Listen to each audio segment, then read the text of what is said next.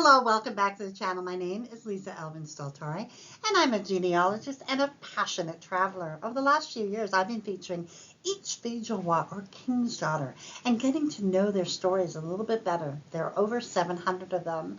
We're on episode 205, so we've come a long way, but we've got a long way to go.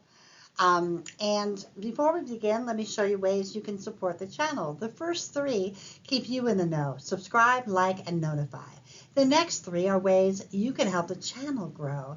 We have Coffee, which is a separate platform, and you give a certain amount. Patreon, which is a monthly subscription at different levels. And then we also have super thanks that you can do right here on the YouTube. Do that because I've reached over 1,000 subscribers. That is what YouTube helps me do. And also, don't forget my Have Roots Will Travel website. I have a PayPal button on that as well that lots of people use just because they like PayPal. So with that being said, let's get started and get to know our fille du roi of this episode. So this is episode 205, and her name was Anne Girard. She is a viewer request, so I'm happy. I did not have her in my files, so I'm very, very happy to be able to feature her today. So Anne was born in 1637 in Saint-Cyr-du-Vaudreuil in France. Her parents were Michel Girard and Françoise Graffard. And she is born, as you can see by the map, in the Normandy region and in the département inside of the Normandy, Eure, the département Eure.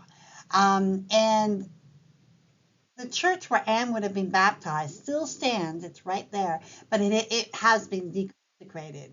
It was originally built around the time that she would have been born in the 1500s.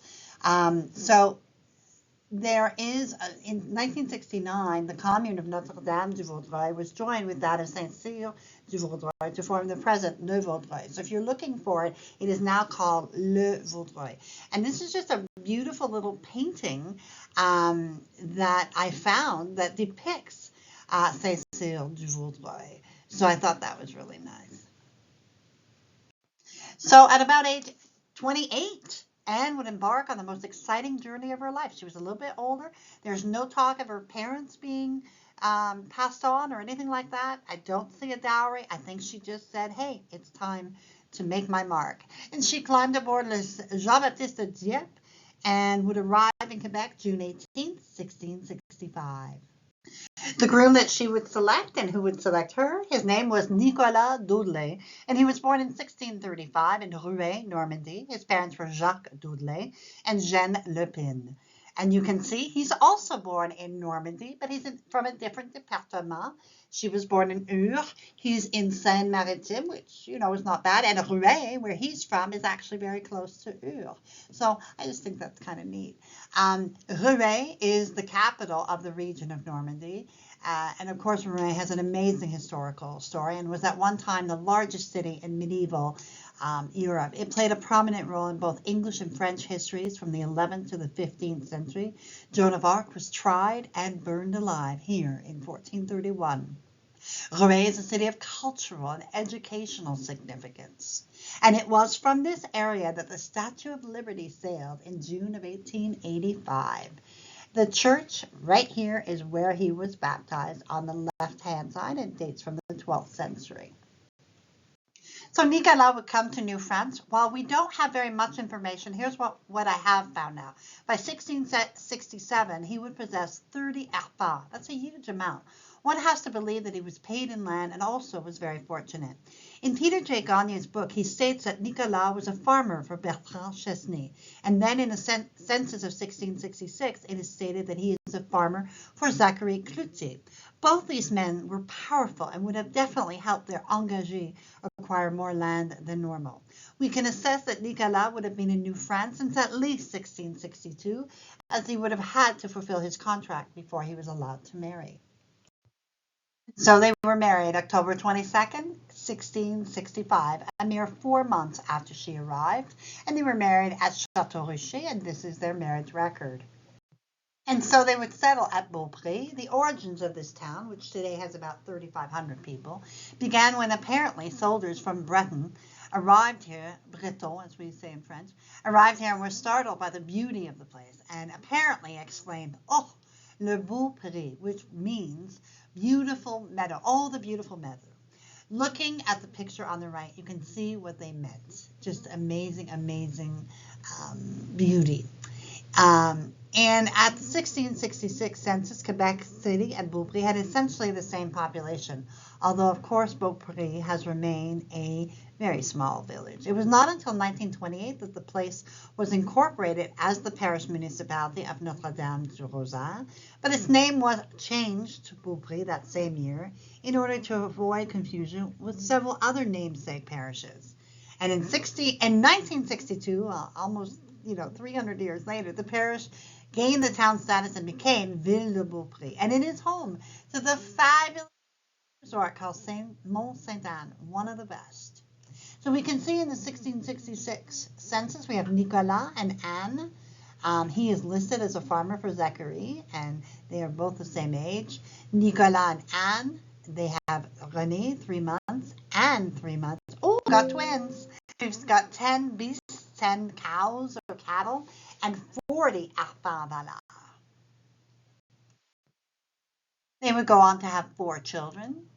First, we have the twins, René and Anne. René would marry Marguerite Colette and have 4 children, all of whom would make it.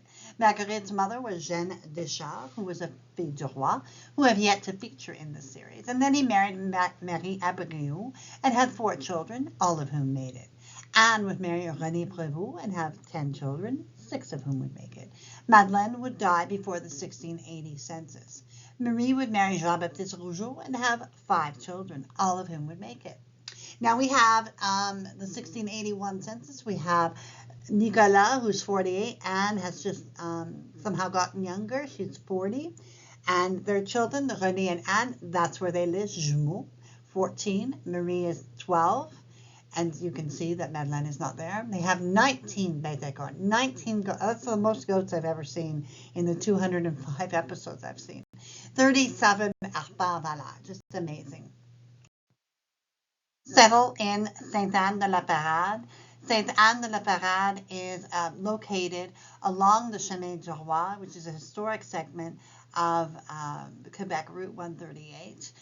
It's located near the mouth of the Sainte Anne River, and it has a reputation during Tommy Cod season, generally from late December to mid-February, as the capital of ice fishing. It's a big deal. I was just there this summer, and it's just a remarkable place. This picture on your upper right is the museum and it was the home of the Seigneur of Sainte-Anne-de-la-Parade. So just amazing visit, and I will be posting lots of pictures that I took on my website about the seigneurie and all of that. And this is the church that is the true, just a centerpiece for the town. You can see where Sainte-Anne-de-la-Parade is. It's kind of halfway between Three Rivers and Quebec. And then we have, this was 1667 to 1670. So they were not yet at Sainte-Anne-de-la-Parade, but this is how it was laid out. Nicolas would leave first. He is buried at Sainte-Anne-de-la-Parade. He would pass away at age 64 in 1699. He and Anne were married 34 years. Anne herself would live another 11 years, and she would pass away in 1710. She left a remarkable 115 descendants by 1729. She is buried at Varennes, where presumably she had been living at that point with one of her children. And of course, the resources that I always like to talk to you about, we have so many of them. Please let me know which ones you like.